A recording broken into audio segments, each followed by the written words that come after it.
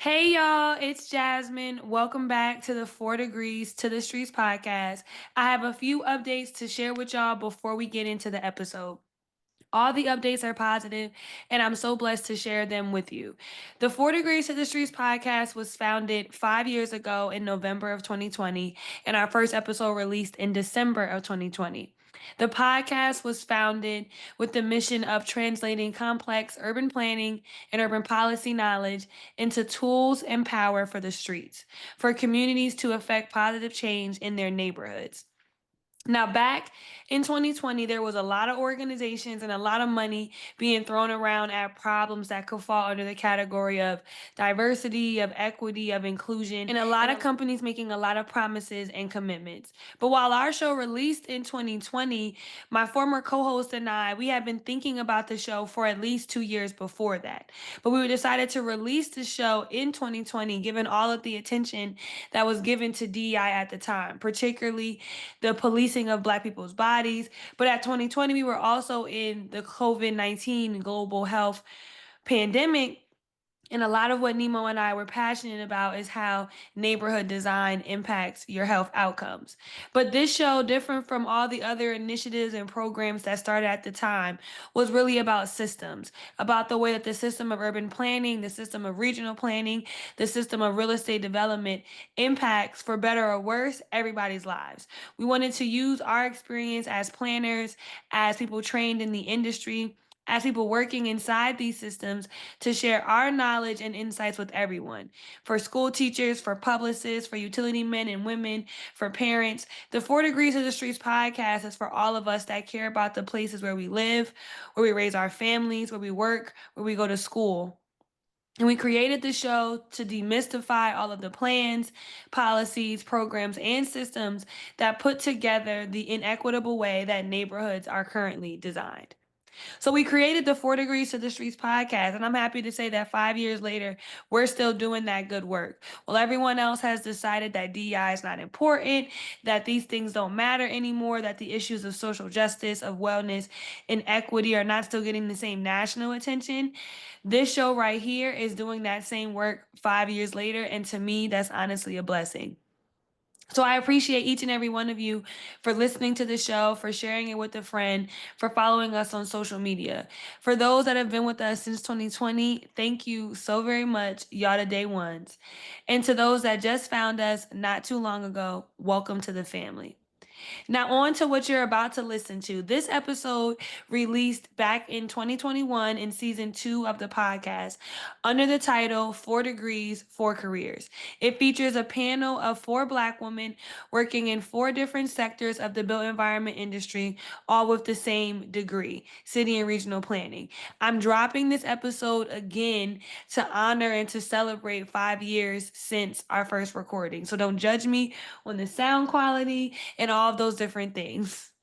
This episode is as much about the roles that someone can have if they have an educational background in urban planning, as much as it's about the different players in the system. The real estate developers, governmental departments, higher education institutions, banks, financial institutions, and more all shape how neighborhoods are designed and enforced. So to celebrate the 5 year anniversary of the 4 Degrees to the Streets podcast, I'm re-releasing this episode to share the insight into the world. What do urban planners do?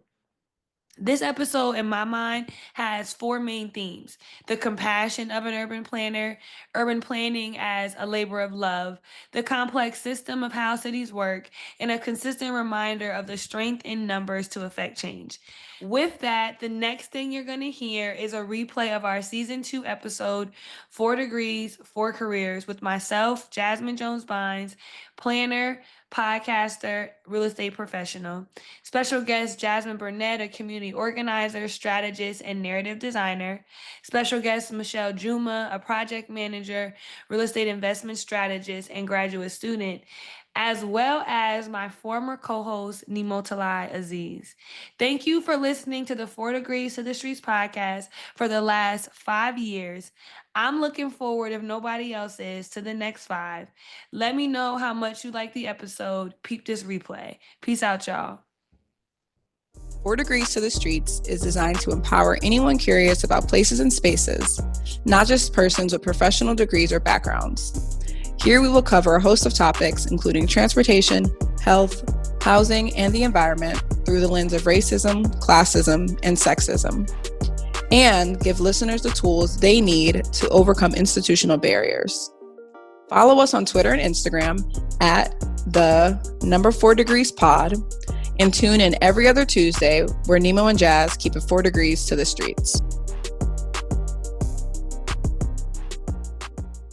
Hi, everybody. Welcome back to the 4 Degrees to the Streets podcast. This is episode 3. I feel like season 2 is moving way faster than season 1, but maybe that's just because we know a little bit more about what's coming. But what's up, Jasmine? How's your day going? Everything's going good. It's super cold. Fall is over. We're now in winter, but I'm doing great. How are you? I can't complain. We're back on another Monday. A lot of our episodes in season 1 we did on the weekends, but such is life. We've had to adjust and find other times based on work and schedules, which is a lot of what we're going to be talking about today. So this episode is all about careers and planning, what that looks like, taking non-traditional planning routes, kind of outside of what we may have learned about in school. I know Jasmine and I, when we met in school and what we're doing now, are probably very different.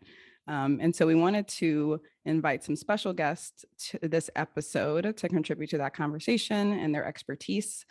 So we have Michelle Juma and Jasmine Burnett, and they will introduce themselves in a quick little second. But first, I'll go ahead and get started and introduce Michelle. We go back, and so I'm appreciative of her joining today. So Michelle has worked in the national nonprofit space across affordable housing. She has background in technical assistance in economically challenged rural, urban, and island communities, focusing on housing and community development. Recently, she had completed an equitable recovery assessment pilot with cities that have had challenges due to COVID and opportunities to integrate racial equity into their long-term planning. She also has produced housing recommendations to Puerto Rico's economic and disaster recovery plan following hurricanes Irma and Maria, and developed a keep safe guide for resilient housing design in island communities. In addition to the housing space, Michelle has also developed several knowledge products on transit-oriented development, resilient building practices, and special interest topics in international development. She also holds a Bachelor's of Science in Urban and Regional Studies from Cornell University, and she is also based in DC. So thanks, Michelle. Thank you for having me. I have the pleasure to introduce Jasmine Burnett. Jasmine is based in Atlanta. She's a community organizer, trained urban planner, and community development practitioner. She is the organizing director for Community Movement Builders, an organization working to build self-determined and liberated Black communities based in cooperative economics. She is a co-founder and co-owner of The Spoons Consultancy, a Black woman-run and staff creative consulting cooperative. Jasmine began her career in the social sector consulting, helping large nonprofits. Additionally, she has helped smaller organizations create strong theories of practice and refine their intended impact goals. Rooted in the Atlanta community, Jasmine leads and has organized campaigns to defund and abolish the Atlanta Police Department via city budgeting, prevent the construction of local urban warfare police training facility, and increase local civic engagement as a pathway towards sustained community involvement. Jasmine received her BA in government with a secondary in African American Studies from Harvard University. She also attained her master's degree in city and regional planning and master's degree in public policy from Georgia Institute of Technology. So thank you, Jasmine, for joining us and being the other Jasmine on the show. Yes, thank you for having me. I'm happy to be here.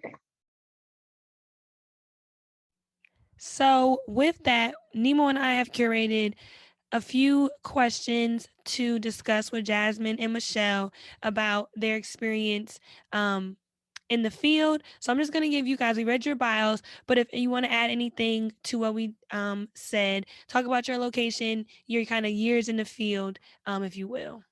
I'll jump in. So yes, thank you for the introduction, Michelle Juma. I'm based in Washington, D.C., originally from Southern California. And as someone who did not attend a graduate school, I like to include my full-time experience of 5 years in the field of urban planning, but I also say 9 years sometimes if you include internships. But throughout that whole period, I've been pretty locked into the urban planning space and just jumping around to different opportunities. And it's really been eye-opening for where I'm at today. Perfect. Yeah, Jasmine. I'm based in Atlanta, from Atlanta. I've been in the urban planning field probably, I guess if we're being generous, 3 years, if we count the time that I was also in grad school. So I finished my program in 2020. My educational background for undergrad was government African American studies, and then kind of realized that I was really passionate about place-based intervention centered on affordable housing, and that's what led me to Georgia Tech. Whereas the other Jasmine read from my bio, I got a master's in city and regional planning and another in public policy. So as you guys have probably tell so far, all of us on the call are Black women. That was not done on accident. It was done on purpose. I think as we think about Black women in the planning space, we talked to Kristen Jeffers last season, and we looked at the low percentages of Black people and Black women in the field throughout. And so I think it only adds to that conversation about the different types of paths you can take in the planning career. But I am interested to hear from all of you. How did you discover urban planning as a profession? And what really inspired and motivated you to continue to pursue it? So we'll start with the other Jasmine, Michelle, and then we'll go to Jazz. Yeah, so I learned about urban planning, I want to say 2017, as I was working full-time in nonprofit consulting in New York. Coming out of undergrad, I wasn't 100% sure what I wanted to do. I just knew that I wanted to generally make a positive impact on Black people. And so that is what led me into social sector consulting. But through that work, I realized that I felt pretty disconnected from the people that I wanted to be interfacing with, people rooted in community who I wanted to serve. We were working with very big foundations, like very big nonprofits. And so even just generally as a consultant, you don't necessarily always get to see how your work turns out and how your plans turn out. And so I knew that that wasn't really going to work for me long term. And so I was thinking about, what am I actually interested in? And I remembered a class I took in undergrad where the professor was showing us research about how your zip code is more determinative of your life outcomes than your genetics. And so obviously where you live is very much connected to your house, your housing situation. And so that's what motivated me to get into the housing space. I knew I wanted to work in Black communities, specifically Black communities in the South, being from Atlanta. And so doing some research into, okay, what careers kind of create affordable housing, who's thinking